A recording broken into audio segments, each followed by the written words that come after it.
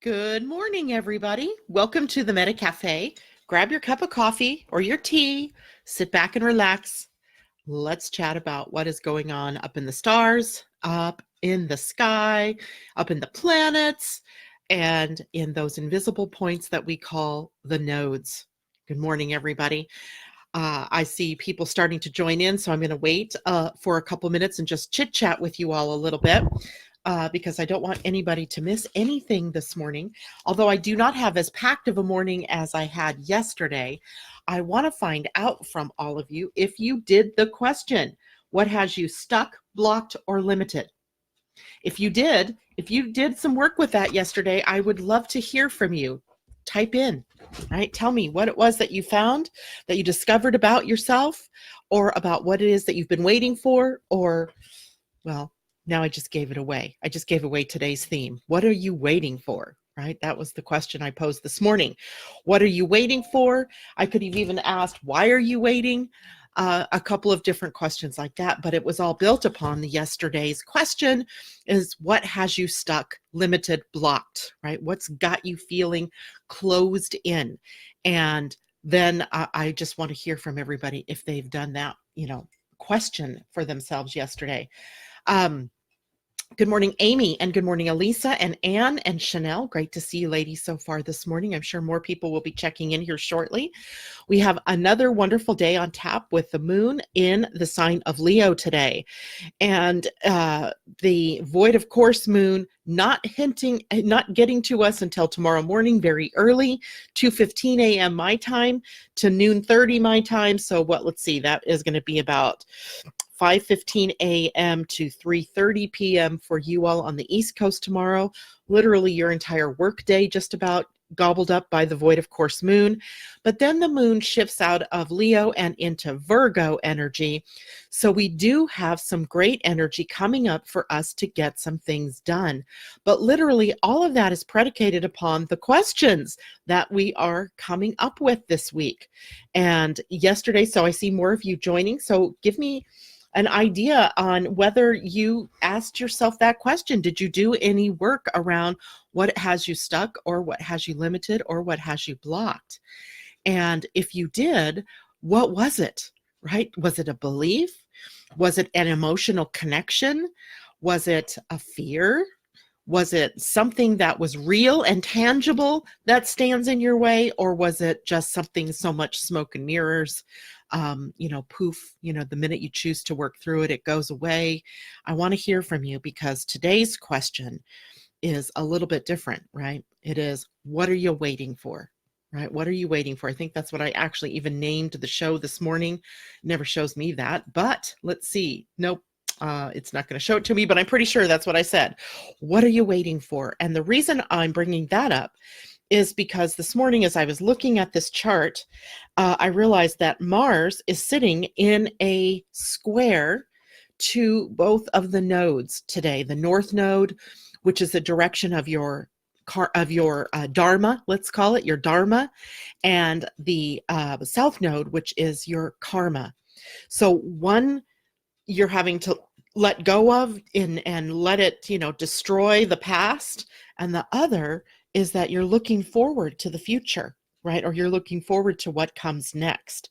So we're going to take that a little bit deeper here in a few moments. Let's see who else is joining us. Rebecca, good morning. And Linda, good morning. Mimi, hey, good morning. We missed you yesterday, or at least I didn't see you out there yesterday, but lovely to see you today. So yesterday, for those of you who are just joining us, I asked the question, what has you stuck? What has you limited? What has you feeling like you're in boundaries, or that you are in a position of not being able to move? I want to know what you discovered. I'm hoping you guys, or at least a couple of you, took the time to consider that for yourselves yesterday, because that question is the underpinning of the next one, which is today's question, what are you waiting for? Okay. So while I'm waiting for your answers or for your comments about that, let's talk about what is going on with the moon today. It's in Leo, of course. Again, we're focusing on play and fun and creativity, right? The creative ambition, the juices that are flowing within you that want to come out and be expressed, whether that's through art, through dance, through writing, through crafts, through whatever, right? Dance, whatever it is. How is it through creating a business? There's any number of ways for our ambition to be connected to creativity and then to be expressed out there in the world. You can even, creatively think about ways to get past your blocks or past your stuck points, right? Your choice points. So those are some of the energies that we have for Leo right now. Today, Leo is in a sextile to Mars. Mars is in Libra. Remember, Mars in Libra is not exactly thrilled, right? Because Mars in Libra is sort of in his, what is the word? It just went out of my head. D something. Anyway, he's not very happy in Libra because it's the house or the sign across from his rulership, which is Aries. I almost had it. Anyway, so he is weakened when he's in Libra because Libra, remember, is the scales and it's always balancing. It's always looking at both options to see which one is fairest. And that gives it a bit of waffling energy or indecisive energy. Mars does not like indecision. Mars wants to be, decisive, and it wants to take action. It wants to move forward. It wants to be assertive. So in Libra, I guess you could say the nice part about it is that we have an opportunity to see things from many different points of view in order to see the right next steps that we can take. And I guess on an intuitive level, I've already been doing this with you, asking you these questions to consider before you take action. There is also a square today by the moon to Venus.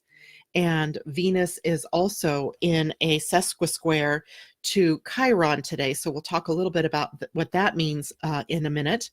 But the moon squaring Venus is about our having to take a deeper look at what is it that we value. And are we emotionally aligned with what we value? And, this becomes so important when you want to manifest. And we're leading up to the new moon here, right? The very powerful intention setting time of the month. And if you are not in alignment emotionally with the things that you value or the things that you say you want, then you're not going to get them. It's like mixed messages coming through the universe, right? You're saying and doing. It's one thing if you're saying and doing two different things, right? That's one problem. But the other thing is if you're saying one thing and feeling something else, right? Feeling something else. And here's where those stories come in, right? The stories that we've been telling ourselves. Because if the story is about how you want to be the successful fill in the blank, but then emotionally you're feeling, oh yeah, that's just a crock. I'm never going to get there. Are you really going to get there? Right? We've got to line up the things we say, the things we think, and the emotions we feel in order to get to where we want to go. And sometimes we have to ask ourselves these series of questions in order to find out what it is that we're lacking in or where it is we have a disconnect. Today, the moon and Venus will help us look at that. Remember, Venus is in Scorpio. Scorpio is a sign of intensity and of passion. It already taps in intuitively to the right things. It already taps in emotionally to what the problem might be or to what the gift is, right? It's very clever. It is very deep. It is very intuitive. And we have the moon adding the emotions to this, right? Asking you the question if your emotions are aligned. Are you aligned emotionally? Rebecca says, greetings. My answers were all emotionally based. I bet. That's awesome, though. Chanel says, what has me stuck are feelings of abandonment, isolation, and loneliness. I've dealt with it since before I was born, and I feel envious of those who seem to have a solid tribe. And I get that. I really do get that. Good morning, Elisa. Good morning, Debbie. Good morning, Kathy Miller. Good morning. Mimi says, I too missed you and others yesterday. I will likely be hit and miss from time to time as I prep for an upcoming show. I totally get that, Mimi, but we're glad to have you with us today. Colleen, good morning. Rebecca says, do you mean that Mars is in detriment? Yes. Why that word never wants to stick with me. I think I have a philosophical opposition to the word detriment. But that is the word I was looking for. Thank you, Rebecca. Suzanne Fulmer, good morning. We've missed you. And Catherine Worster, good morning. We've missed you. No, we saw you yesterday. Good morning to everybody that's checking in here. So I want to go back to Chanel. That is what has her stuck are feelings of abandonment, isolation, and loneliness. I've dealt with it since before I was born. And that's such an interesting comment, right? That you've dealt with that since before you were born. So you were born into that loneliness or that field of loneliness. And it would be kind of an interesting experiment, I think, if you were to go back, if your mother is still alive, and find out what was she experiencing while she was pregnant with you. Right? What was her loneliness, or what was her feelings of abandonment, or what were her feelings of isolation, and where did that come from? But I also want to remind you all out there, we cover a lot of astrology here, but we also do some human design. And I think in human design, what Chanel is expressing shows up quite it's vivid, right? It's right in your face in human design, that there are these different types of circuits that move through the circuitry of our human design. So when we look at a human design chart, I just happened to print this one up. This is today's human design chart. All of these lines that connect to centers that have either energy hanging on them or that complete a channel, all of these different things belong to circuits. Right? Doesn't it sort of look like you've got a circuit board there of some sort, right? And at different times, planets turn on the circuits or turn them off, right? This is what's turned on for everyone today. This isn't an individual's chart. This is the chart for today.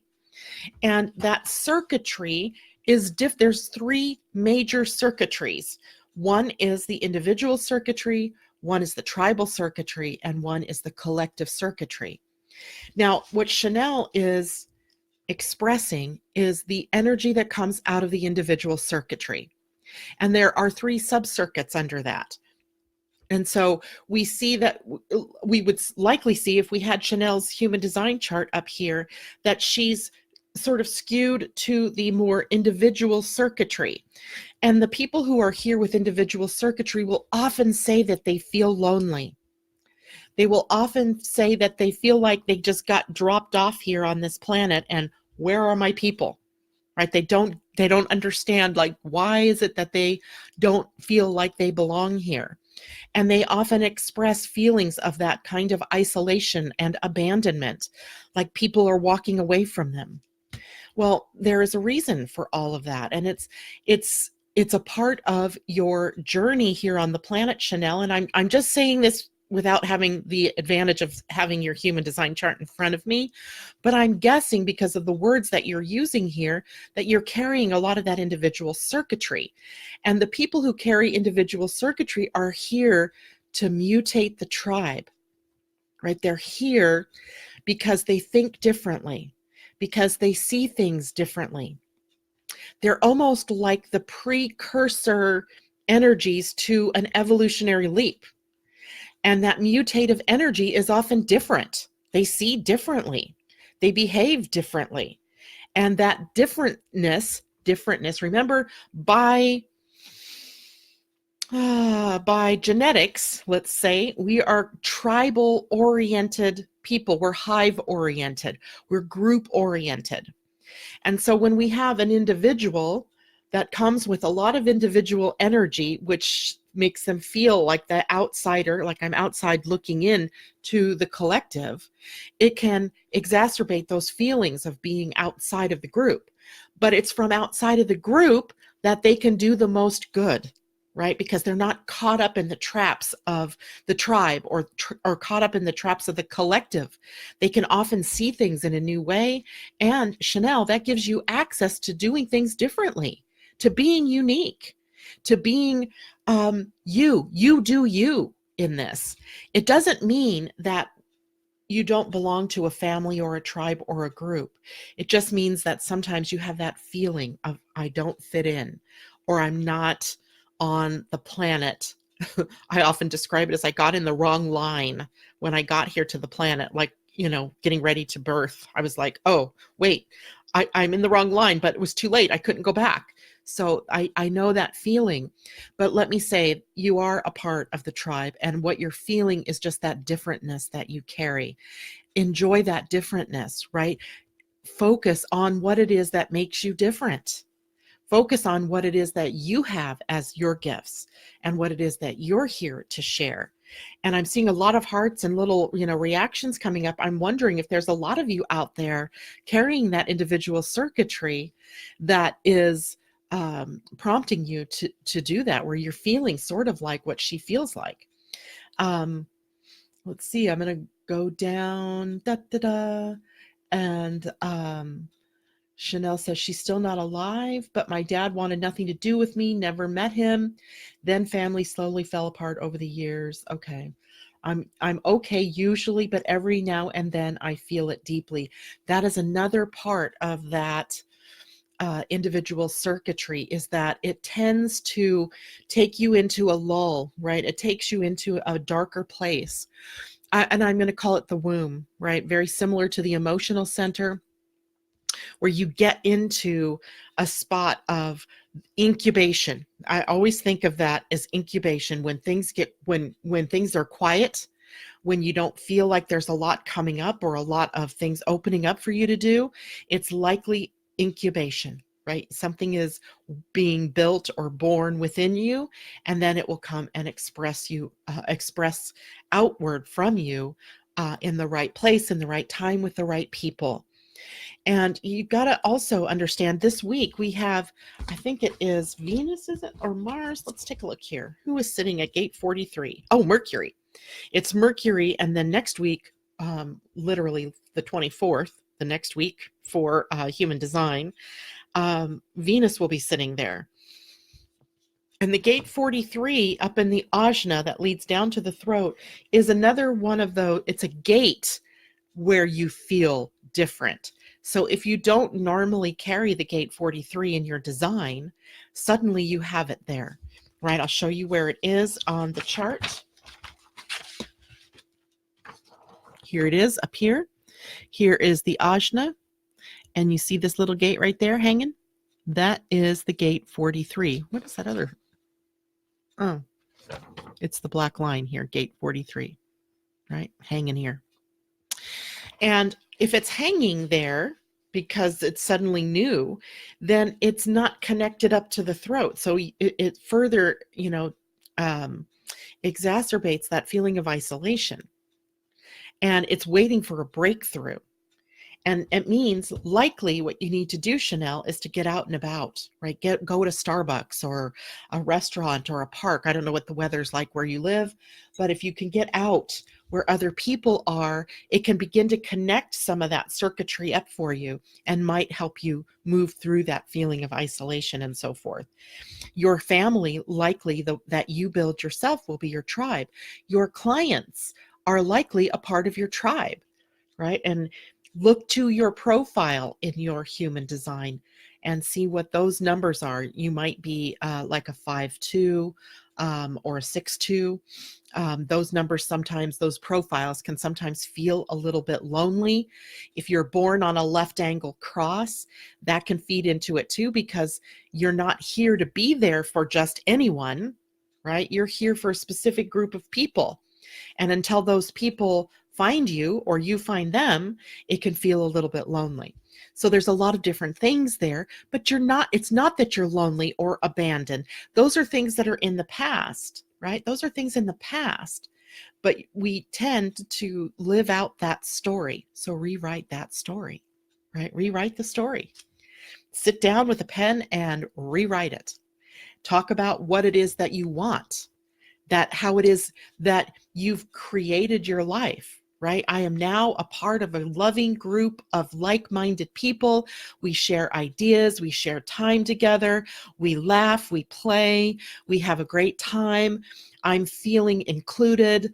So start writing out that kind of a story rather than relying on that old story. It's really, I had such a tough time with this, and I was in complete resistance to doing this kind of work, likely because, I don't know, who knows, I'm stubborn.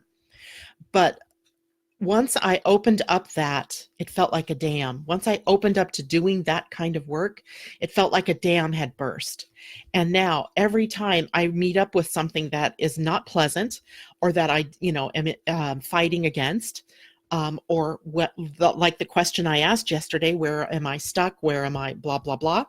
I rewrote the story, literally rewrote it. I have this handy dandy little notebook here, right? And because it's beautiful to me anyway, I love peacocks and flowers. It makes me feel good to sit down and write it.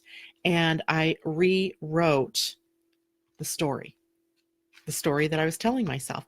And you rewrite it, not only, dang, that phone, I had it off the hook and then I rehung it up. Not only is rewriting the story with words that are, like in the now, a good thing, but add the emotions to it as well. I feel so happy when I'm gathered together with friends or family that are supportive and like-minded and love me, etc., etc. So this is almost full. I'm gonna have to go find myself a new one. And then let's say you come up against another block. Let's say you find, a block in a relationship that you have. Then what you need to do there is rewrite that story. How does it feel to have a healed relationship with someone? How does it feel to have overcome the challenges of that relationship?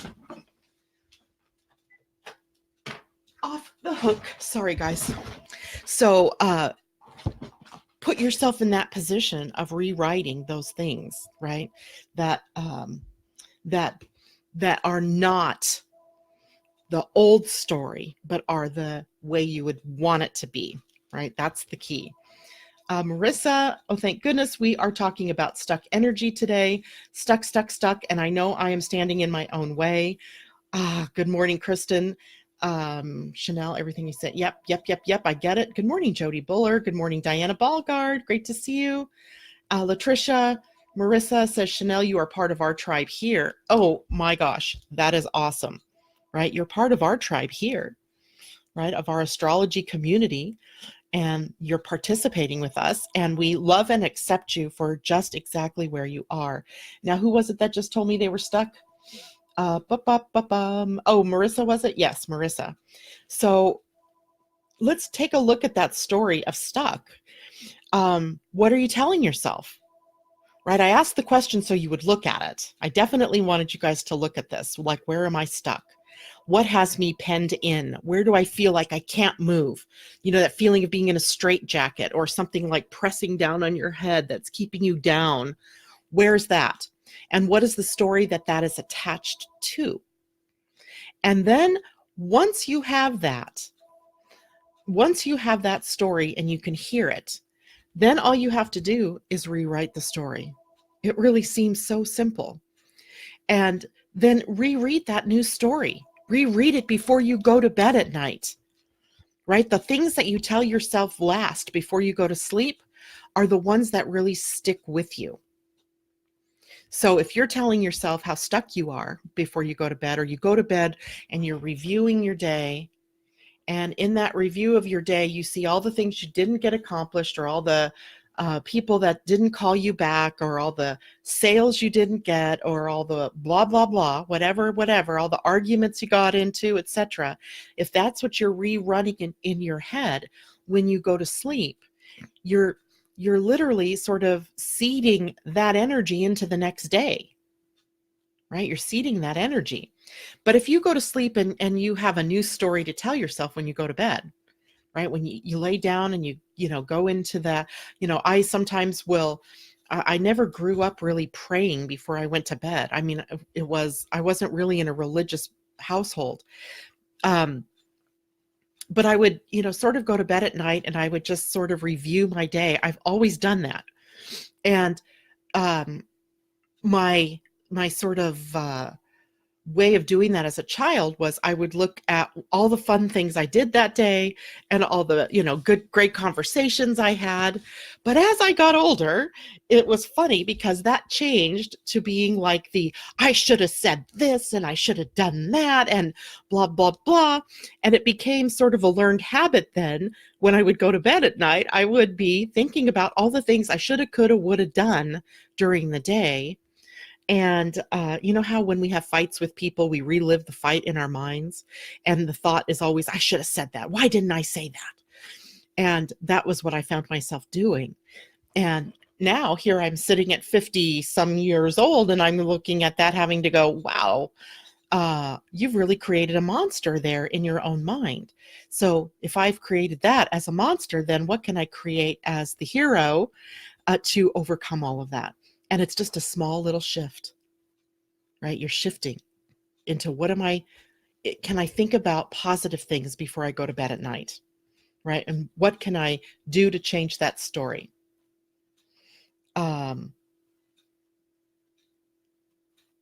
Yes. Okay, Amy has a money story. She says money with 3 exclamation points. And, money's a good one to talk about because we have money gates coming up here in the very near future that the inner planets will be sitting at. So let's look at that. So what are you telling yourself about your earning power? I'm not sure if it's about earning money, Amy, or about not having enough money, that kind of thing. What are you telling yourself? She said, the story is, I will never be happy because life just can't offer me my dreams and a paycheck. It has to be one or the other. I feel so scared and depressed thinking about going back to another job where I know I will be bored and unhappy. I typically last about 2 years at any job and have to quit. I have ADHD and usually have to take medication. Medication I hate in order to perform consistently, and I hate it. I feel trapped. Wow. That's so, thank you so much for being so honest in sharing that story, because can you if you stand back and pretend you're reading somebody else's story, right? Pretend that's not your words that you just wrote down there, that you were writing somebody else's story. How does that sound to you? Right? Doesn't that sound sort of despairing? And how many times that you use the I have ADHD, and usually I have to take medicine. I hate in order to perform consistently, and I hate it. I feel trapped is probably the only real thing that you said there. The I feel is more correct than the I haves. When you remember that very powerfully, we state the I am through the words be, am, have, etc., right? Those are very powerful action-oriented words. So when you say I have ADHD, you're trying that on as a thing that you are. You're making that your identity, in other words.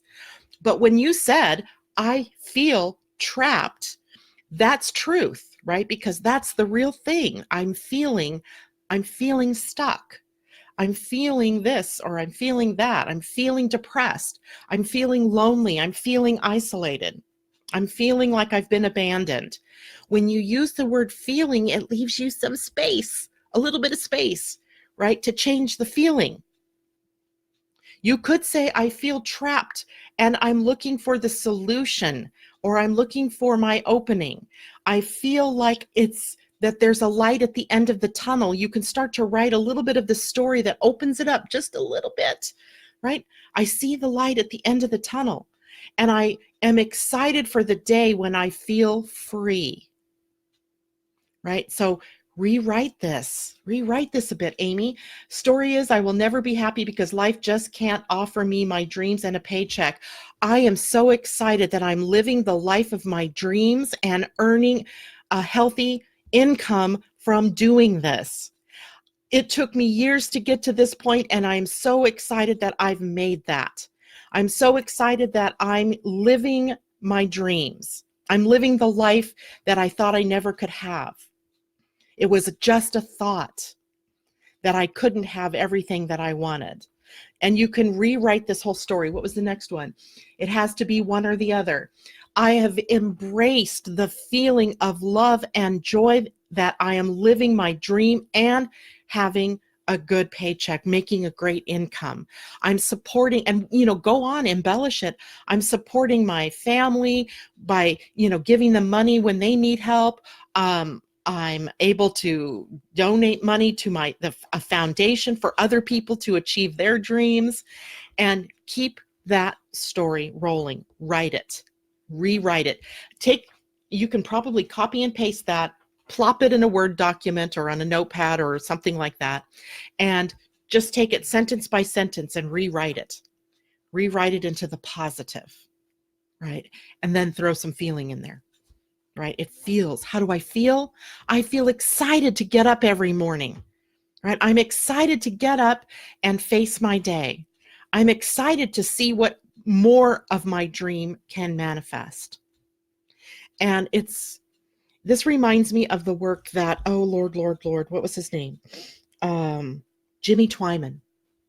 He did work, and you guys, I don't know if you remember this. This would be back maybe in the early 2000s. He did work with the psychic children. And the psychic children would come to him in thought, in his mind, and they would tell him that we have to pretend. That the word tend is the root word for having. Pre, of course, the prefix that means before having. Before having is imagination. Before having is the dream, right? So in pretending, they're creating the pathway to reality. And I remember that so clearly, that was Jimmy Twyman's work when way back in the early days, my early days anyway, of being a part of the metaphysical. So pre-having, pretending, right? Pretend it's happening in the now, that everything is real. In this moment, you have your dream job. You have dream connections that hook you up to the ways that you can express yourself. And for you, Chanel, you have connections to people who love you, who are like-minded, who you feel connected to, and that you understand and are almost looking forward to the times when you feel more quiet or isolated, because you know that out of that is going to come some wonderful creative expression. You're just changing the story. You're just changing it just a little bit. Okay. Latricia says, money and mental health has me stuck. So tell me about mental health. Latricia says she feels you there, Amy. And I'm sure a lot of people are absolutely feeling this, right? I know we're all in resonance with one another in some way or another. Some of you, it's going to be money. Some of you, it's going to be love. Some of you, it's going to be the perfect job or living, where you want to live, et cetera, et cetera. Suzanne says the law of attraction. Absolutely, it's that, but it's deeper than just the law of attraction, because the law of attraction, as it was presented to us originally in The Secret, is really about what you think about. But thinking is only part of the equation, because those thoughts generate feelings. You have to note what the feeling is. So you're going to ask yourself the next question, which is like, what does it feel like to have everything I ever wanted? What is it going to feel like when I'm living my dream job? What's it going to feel like, Chanel, when you feel connected to people or to a tribe, when you feel like you are loved and surrounded by support? What's it going to feel like to any of you who are experiencing money challenges when you have money coming in and you're able to have and do and be anything that you want it to be? That's the thing, right? Mimi, with the new moon coming up, it's a great time to rewrite our intent and our future. She says, FYI, I typically send it up to the universe with a bit of sage wrapped inside what I wrote and fire it up. I love that. Ritual. Awesome. Thank you, Mimi, for bringing that up. And Suzanne, you may want to weigh in on this too, because ritual is so important. You've got to remember, we were tribal people. Our ancestors were tribal. and they engaged in rituals. They danced around the firelight, right? They danced around the fire. They danced under the light of the full moon. They did this with an intention. Maybe it was to bring in a healthy harvest. Maybe it was to survive the winter cold. Maybe it was so that they would have, births that were healthy. Whatever their purpose was, they did this, right? They set an intention and they went out. Oh, I'm getting chilly bumps everywhere. And they added to it by creating a ritual. And that ritual doesn't have to be going out and dancing naked under the moonlight, although, hey, you know what? If you want to do that, go right ahead. But it could be as simple as lighting a candle with your intention in it, or Mimi wrapping it in a bit of sage and burning it. So releasing it ideally to the universe. There are no hard and fast rules about how this works, right? But it is something that's unique to you. What's meaningful to you? You could say that writing is a ritual, right? It's part of the ritual. I do that because in my ritual, writing it gives it life. I'm breathing life into it. And I don't know how long it's going to take, right? I don't know how long it's going to take, and I don't know when it's going to happen because that's not my realm. I don't know how, I don't know when, I don't know where, I just know what. And that's really the only job that we have as human beings is the what. Right? It's the realm of spirit or God, whatever, goddess, cosmos, to deliver the rest in right timing. But your job is to keep focused on what you want. It was interesting because I was having this conversation with a friend of mine yesterday, and she said she's definitely having some issues right now in relationships. So we were sort of talking about that because she had sent me a rewrite of the story of her relationship right now. And I got to tell you, from my perspective as the reader, there have been many times when she sent me the story of a rewrite that I'm sitting there going, is this happening in the now? Is she telling me that this is how her life is now? Or was this how she was rewriting her story? If I can't tell the difference, the universe doesn't know the difference either. It just says, wow, okay, this is what this person's wanting now. So it's very powerful. It really is. Get a buddy up with someone and read them or send them your rewrites. Give them the option of hearing your story, because I guarantee you they're going to be, and have them share theirs with you. So you could see what it's like to be at the other end when you get somebody's rewrite and you're going, are they telling me this is how it is now? Because if you're writing in the present tense and you're adding in the emotion, you can't tell the difference. I said, are you telling me this because this is how things are right now with you guys? Or is this your rewrite? I actually had to ask her that. And she said, it's my rewrite. And I went, wow, this is so powerful when I'm not even noting that there's a difference, right? So just get out there and do it, right? No matter what. There's no order in miracles. There's no order in the difficulty of miracles, according to the Course in Miracles. So whether it is that you need $1 million or you just need somebody to call you today, there's no order of difficulty there.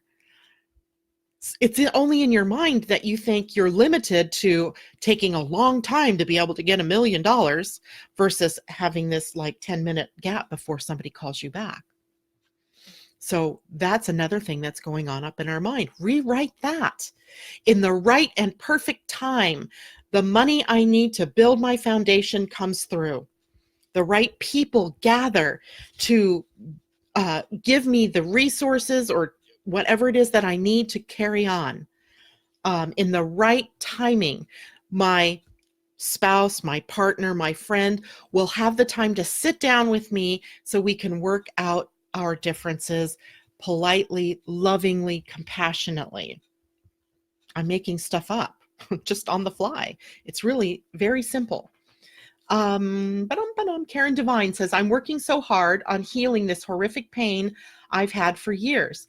I've done all the physical and now doing Joe Dispenza for a year now. I love Joe Dispenza, by the way. He talks about the same thing, rewiring the neurons in the brain, right? Because we've created these pathways. Think of, this is the nerve, and these are all the pathways around the nerve, right? That lead to other nerves, right? These are the connections.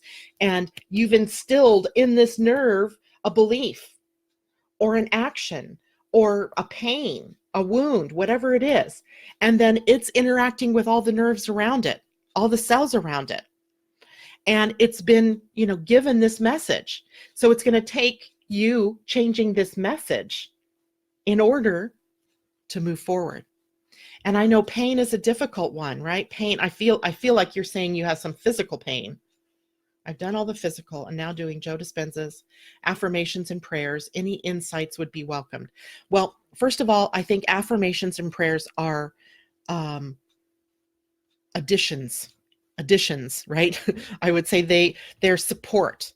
I would add in some kind of ritual. I would add in an exercise where you are writing what your life is like now that you have no pain.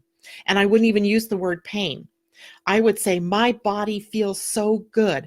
I'm able to do X, Y, Z, things that I haven't been able to do for a long time. And I feel so excited. I'm so happy. I'm so in love with life because this has happened. Right? And then the other thing I would do for you, Karen, is at night when you go to bed, gratitude goes a long way. There's gratitude, right? For my life, for my body, and gratitude that every day I feel my body getting stronger. I feel more encouraged. And I know some of you may be working at the lower level frequency feelings right now. Maybe you're angry, or maybe you're, feeling depressed, or maybe you're feeling sad. And those it's hard to go from sad to I'm excited, I'm joyful, I'm in bliss, but try to just move up in the books, The Law of Attraction by Esther Hicks. She talks about the spectrum of feeling, right? And if you can get from sad to angry, that's good.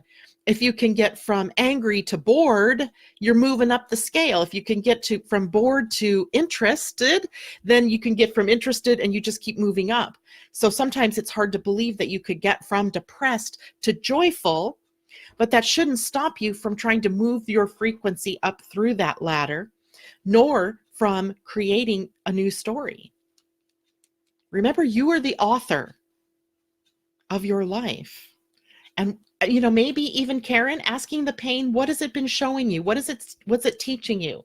You could even rewrite the story so that I have learned great lessons from pain, and I'm ready to move forward into joy.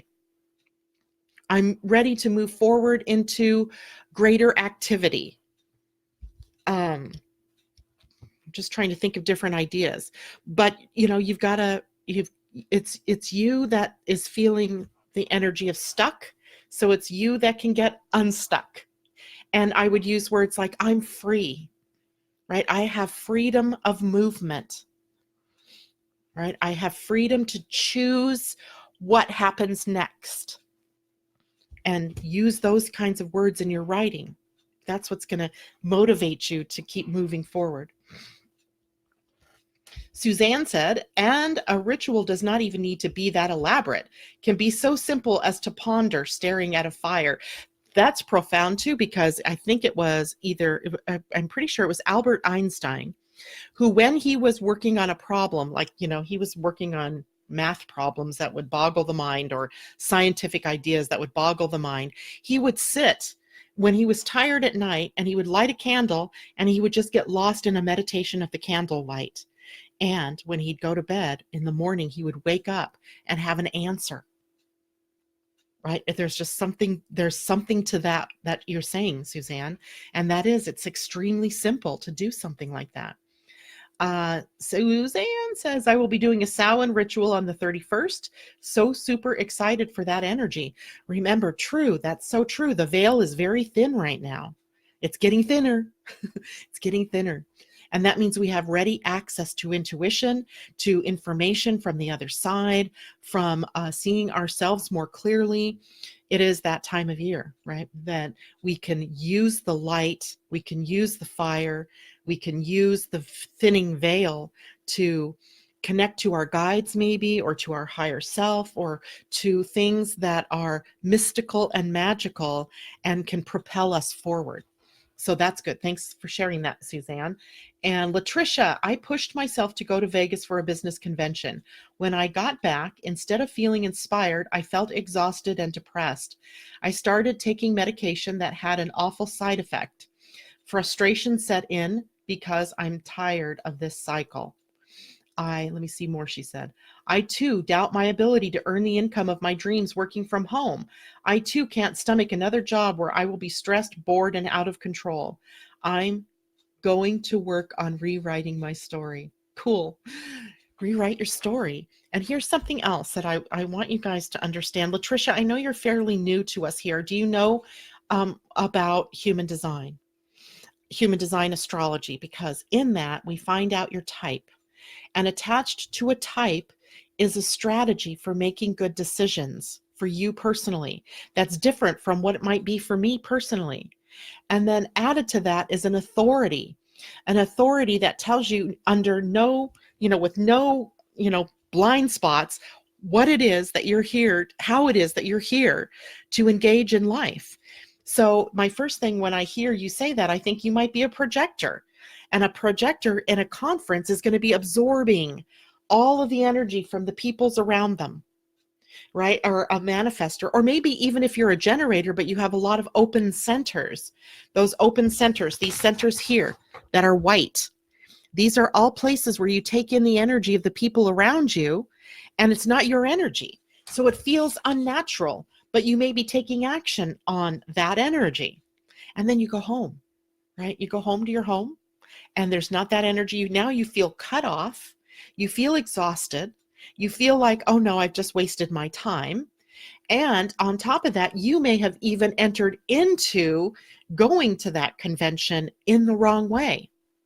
If you're a projector, for example, you would have needed an invitation to attend that type of thing. Literal invitation would be the best, but it could have been, somebody talking about it and you ask them a question and say, what are you guys talking about? It sounds really interesting.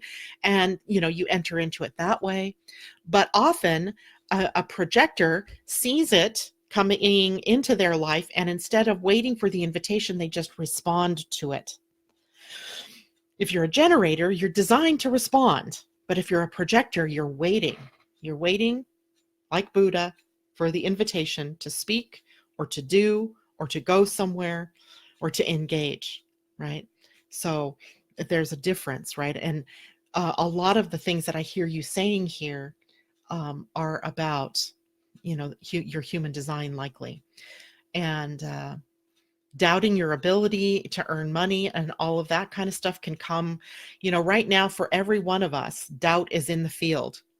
It's in the field because the planet Neptune is sitting at the gate 63, which is the gate of doubt, right? The gate of doubt. So Neptune, our spiritual connection, and the one that's the least clear, right? It's always got this fog and mist and smoke in front of our eyes. We can't see clearly, is sitting at a gate that is already provoking us to doubt ourselves and to doubt our abilities, right? And we also have lovely Mars.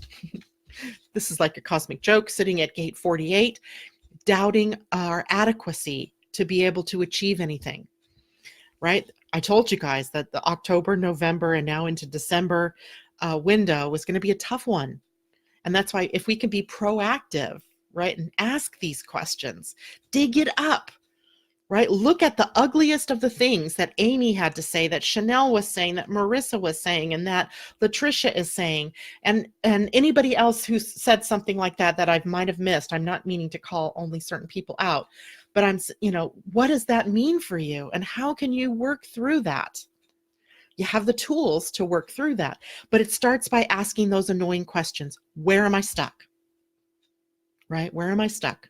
What has me stuck or feeling limited or feeling not good enough? Those are other things that you can ask. And then today's energy, which we haven't even gotten to yet, was about Mars squaring the nodes. The North Node the direction of your life, your life path trajectory, and the south node, the things that are holding you back, or the way in which the things that you might need to let go of, but also your gifts and the talents, the things that you brought with you here to use in your life. Mars is sitting there squaring them. Mars wants action. So the new question, what are you waiting for? What are you waiting for?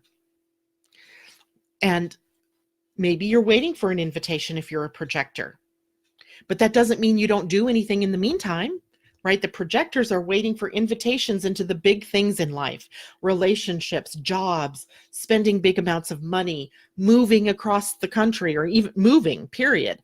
Those are the big things, right? But every day they can be taking steps toward the things they love. They're really here to live life creatively, abundantly, and lovingly, holding space for the day that someone needs them and calls them into, or invites them into, help them, guide them, and lead them. Generators, both manifesting and pure generators, you're here to respond to what shows up in your outer world, but in connection to what it is that brings you joy. You need to be grounded here in the physical being, right? You're living in the physical world. Generators and manifesting generators make up about 70% of the population. You're here to work. You're the master builders. You're here to build the dream. You're here to build a business, build a family, build a legacy. Whatever it is you're here to build, whatever it is you're here to master, you're here to do it concrete sequentially in the physical world, right? Concrete sequentially for generators, a little more willy-nilly for those of you who are manifesting generators, but still, you're here to build something. You're here to have your boots on the ground and your spirit column attached, right? You're not living out here in the woo-woo spiritual, although it may inform you, but you're here with your boots on the ground to do something with that, right? And those of you who are manifestors, you're creators, you're creative geniuses. You are great at initiating things, getting the ball rolling, but you're not here to stick with it till the end. The world might think that that's what you need to do, but you manifestors are not here to do that. No, you're here to start something and then hand it off, right? You birth it, and then you give the baby off to somebody else. Then you birth something else, and you hand that off. If it's important to you, something that you really love, you will stick with it. But really, you're not flakes at all, because you're really here just to get that ball rolling and to hand it off. And for those of you that are reflectors, love you reflectors, right? You tell us how healthy we are. You show us in your relative health, your relative happiness, your joy in life, how well we're doing. So if you have a reflector as part of your group and they're dying on the vine, well, the group is doing something incorrectly. There's something wrong going on in the group energy. So our reflectors help us see that more clearly, because they are only reflectors. It's like looking in the mirror. That's not a mirror, but it could be a mirror. And it just reflects back to them. If they see in the mirror love and joy and compassion and happiness and excitement, then that's what other people around them are going to see. So we want our reflectors to be happy and to reflect us the happiness and joy around us, and not the illness around us.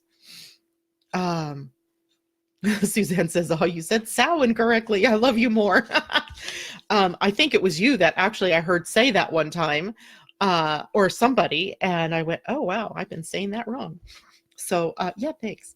Anne says, this has been so powerful today. Thank you. You are so welcome. Latricia says, yes, I am a generator. Okay. And Suzanne, honestly, learning my human design changed my life. Indeed, it does. Christine Erickson, welcome. We haven't seen you in a while. Karen Devine says, okay, gonna sign up for one. Have had lots of astrology, but not human design. You can go to my website, Karen, www.living-astrology.com, and get your free human design chart, and a free report comes with it now. And you can read about this. You could get the very bare minimum of what it is that it would be to be whatever type you are. And then, of course, the next part is getting a reading where I can personalize that for you, or whoever does the reading for you can personalize it to you. Suzanne, you won't regret it. Everyone should be born with a copy of their human design. Ooh, that gives me an idea, Suzanne. Marissa, me too. Been there when energy cuts off after leaving a group and feeling depressed. Yep. And I would invite you to look at it like this. Maybe your influence on that group is done, right? You came and you offered whatever it was, your time, your energy, your experience, and then you're done, right? And so the logical end comes, and it leaves you the space then to move on to the next group or the next people. Mimi, another wee thing I do is a nightly prayer. I release all that no longer serves me while retaining the lessons learned. I neutralize the released energy, cleanse it, then reuse the fresh energy, spreading it out for the highest good. Mimi, why don't you write stuff like that for us? And, I know you just wrote that, but I think that's awesome. Perfect. Thank you. Karen Devine says, yes, I do DNSR meditation. I don't know what that is. And Joe's envisioning the future. Lots and lots of things. I invite a shift into letting go of this old stuff. Let me say something else to you all too. There are a lot of people out there that do this kind of work. Joe Dispenza's one. Greg Braden, he talks about that. There's Marianne Williamson in the Course of Miracles. I just listened in on a talk about creating abundance by Mary Morrissey the other day. And you guys aren't going to believe this, but my friend, what I started to tell you about my friend, our conversation yesterday, she tells me about this. She goes, I don't know if you're going to like this person, but Joel Osteen did a talk this weekend on being patient while you're waiting for your creation to happen. And I didn't know who Joel Osteen was. I mean, I think I'd heard the name, but I had no clue who he was. So I'm like, okay. So I get my phone and I get to YouTube and I find him and I realize, oh my God, he's a preacher, right? He's a preacher from a Christian church somewhere down in Houston, Texas, I believe it was. And I'm like, I'm not going to listen to this. I can't do this. Then I went, yes, you can do this. I just wanted another perspective, right? Yesterday was a day to see and hear other people's viewpoints, right? So I was like, okay, I'll play. So I did. It was a 29-minute talk, and it was probably one of the best 29-minute talks as soon as I could weed out the religious, stuff out of it. He was saying the same thing, right? Don't give up on your creation, right? Once you've written what you want, don't give up on it just because it takes time to come, right? Because the universe knows the best way to do this. And you could say he's saying it's God knows the best way to do this. And the right timing. Everything has to be, if you wait and if you're patient and you just keep living your life as if this is already occurring, it leaves the space for spirit to create magic things and to create magically. But it's not your timing. It's universal timing, right? It's not your will. It's universal will. And that's the hardest part for us humans. We want it now. Right? Like today, I've got these bills, I've got to pay them today. And if I don't pay them today, then I'm going to have to deal with late fees or getting things shut off. And so I need that money now. Right? So it's difficult when you have that kind of need in the moment to be patient, but it's exactly what we have to do. Right? We have to stay true to our written statements, our rewrites. Right? I know this is going to happen. I don't know how this is going to happen. And I'm going to be magically surprised by how it is that that bill gets paid. And it's amazing.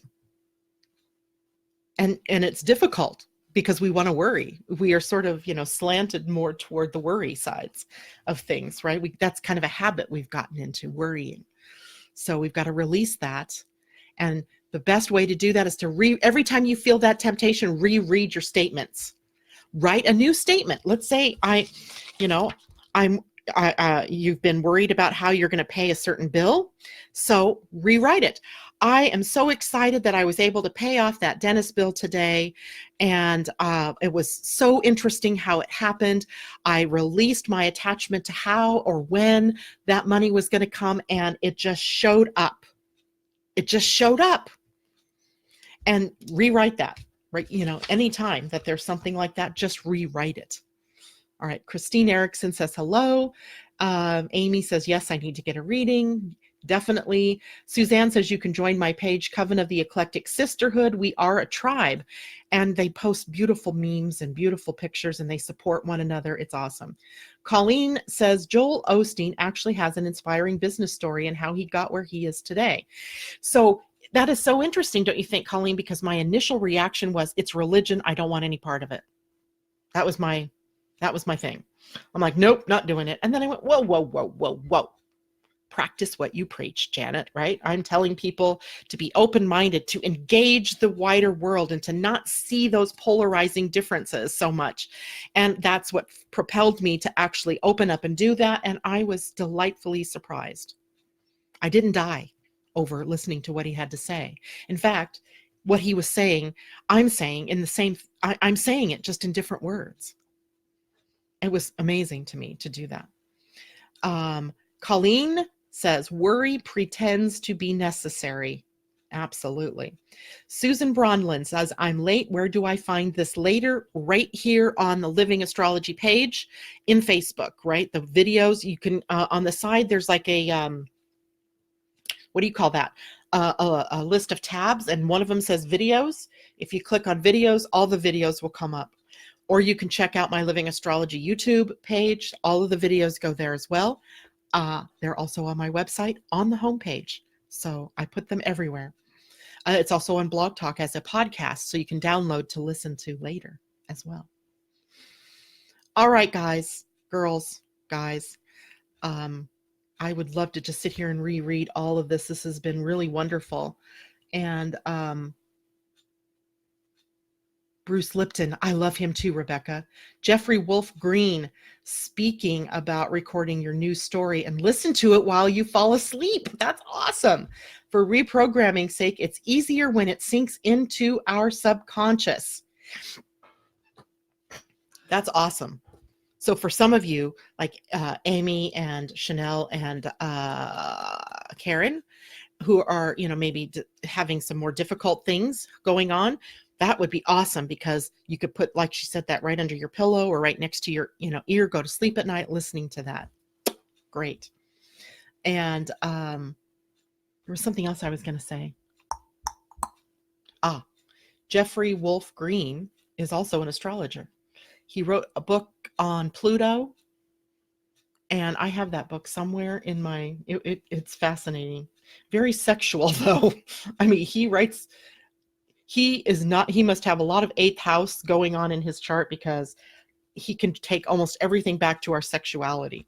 And it's really interesting to hear him talk about, or, read about that too. Okay. I think that is it for us this morning. And, when he didn't let victim, I don't know about that. See, my main problem with religion isn't so much what they're talking about in terms of the Bible or God or any of that. It's the hypocrisy. It's the hypocrisy of saying that, talking to people about Jesus' rule of, everything is love. And then they go out and they act like that, right? That just drives me crazy. That's that hypocrisy. But if he's doing it because the church was flooded too, well, then there might be a good reason for that. It's hard to say, right? All right, everybody. Tomorrow's Wednesday. It's also the first day of Scorpio. So tomorrow we'll talk about what we can expect for the sun moving through Scorpio. And I'm sure there will be other fun stuff for us to talk about. By the way, the last thought for today is the Pleiadian-Earth energy for the day is 4 intuiting. And 4 is a very foundational number. It's about creating stability and a foundation from which you can grow from. So maybe creating a new story is a new foundation from which you can spring to new, heights and get those things that you really want.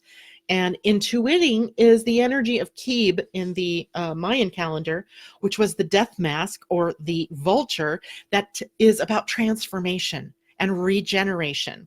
And in the word intuiting, we get the ability to see through to what's real, what's real. And I bet you that what we believe is real, or what we think is real, or what we see that we think is real is not. And of course, we have to watch here in this energy to reacting to the things that are showing up in our lives. So there's that for today. All right, guys, see you tomorrow morning. Have a great day. Here's the question for today. What are you waiting for? All right, talk to you later. Bye-bye.